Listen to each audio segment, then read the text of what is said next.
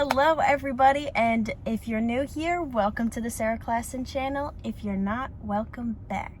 These spontaneous decisions are not rare around here, and if you're subscribed, you'd know that. So first things first, make sure you're subscribed. Check out my Patreon if you haven't yet. This is something my Patreon's new before anybody, and is something I'm going to be following up with through Patreon. Let's get into the announcement first, and let's roll the intro. Take me to Candyland, ooh, take me to Candyland. Sweeter than sugar, you doing that dancing dance. Yes, if you're subscribed on my Patreon, you know yesterday, or oh my gosh, yeah, just yesterday morning, I woke up and was like, I had this urge, this feeling inside me. I want to bowl the US Open, PTQ.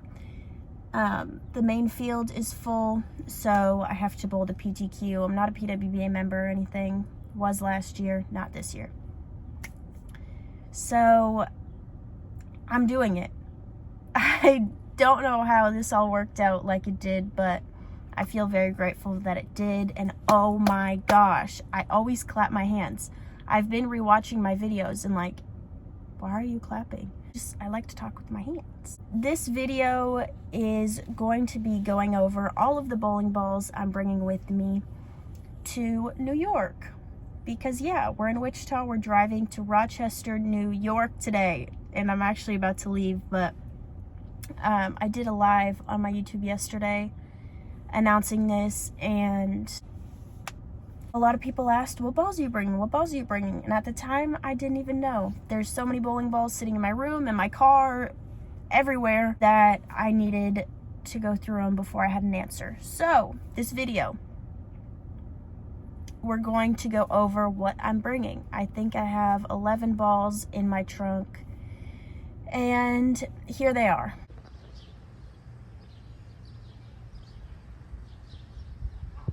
So let's get into it. We're gonna go from strongest to weakest. Strongest meaning highest hook potential, so to speak. Don't get all analytical with me. Biggest to smallest. That's how I'm gonna word this. So biggest balls being dull, asymmetrical. I literally only have one actually. But the good thing is, all in all, there will be a tour truck there. If I feel I'm really missing something, I really need anything, we can drill it up. More so if I get into the main field, of course, because between the 30-minute practice session and beginning competition at the PTQ, probably not likely to drill up balls, but can if I need something. Okay, so strongest bowling ball I have is the Roto-Grip RSTX 3. Boom. It's strong, it's asymmetrical, it's yellow. I don't know. It'd probably be my first go-to on fresh, depending on the pattern. Have they released the pattern? Oh my god. Next is the 900 Global Zen Soul symmetrical ball, strong ball. That'd realistically probably be more of a benchmark ball that I'd throw just to feel out the pattern. I really like that ball a lot, the whole Zen line. I was really on the fence about bringing my Zen Master, but decided not to because it was just too similar to a lot of other balls I had. Shout out to Sierra, she helped me realize that. So not bringing the Zen Master, but next. The Phase 2, another good benchmark, symmetrical ball. This is my first one only that I've ever had, and this ball is a really popular ball, so it's surprising to me that I haven't had one before, but still my first one. I like that ball a lot. And then after that would be probably the RSTX 1.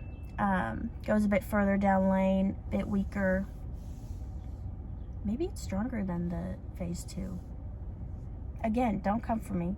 I throw the bowling balls, watch what they do, okay? And then after that would be the IQ Tour Go. Again, only my first one of these balls. I don't know why I haven't had one in the past, but great ball. Going off the asymmetrical pieces, I don't know, to me this would be the lower end of my arsenal, is the UC3 2? Do you see 2? Do you see 2? Rubicon UC3. This one right here. It's gray. It's urethane. Short pattern. We're throwing her. Then, what else do I have? I don't have it in front of me. Maybe I should have, like, wrote it down.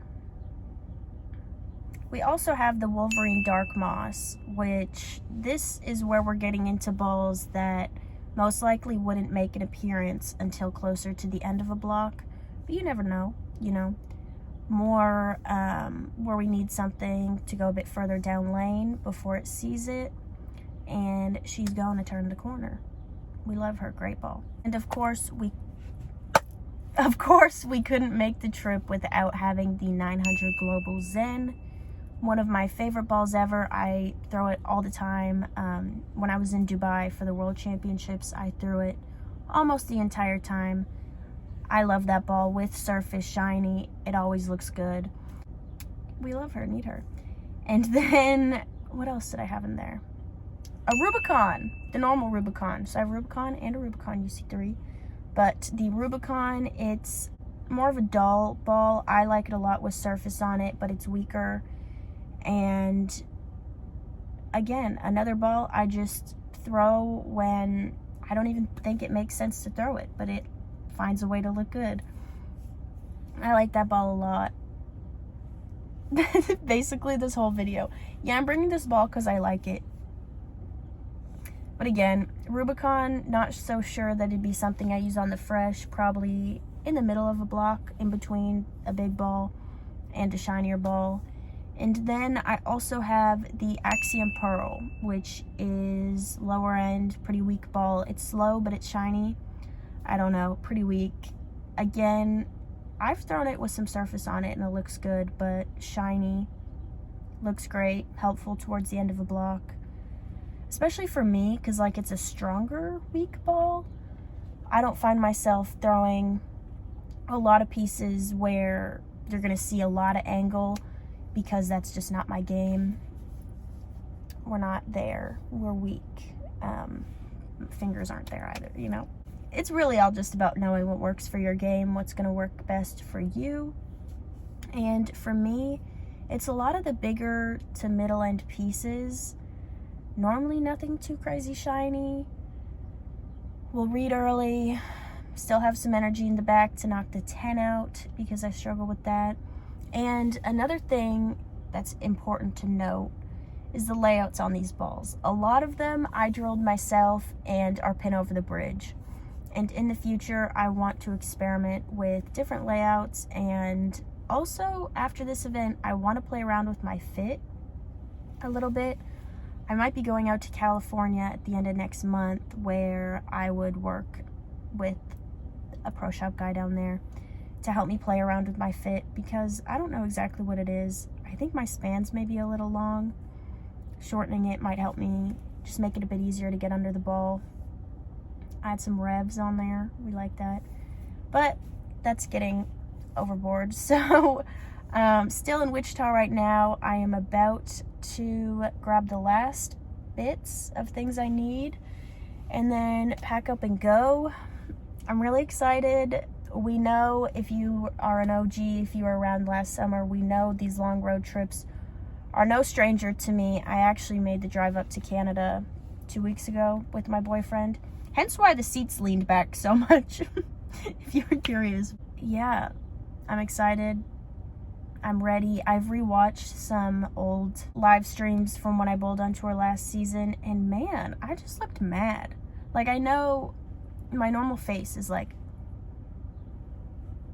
I look pretty mad. I just want to have fun and like be loose and like celebrate the good ones. Oh, nobody's gonna get mad at you if you celebrate the good ones in a respectful way. At least pop a smile, talk to some people, be friendly. I am friendly.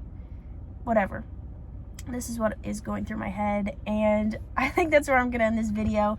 Thank you guys so much for following along, and let's head to New York.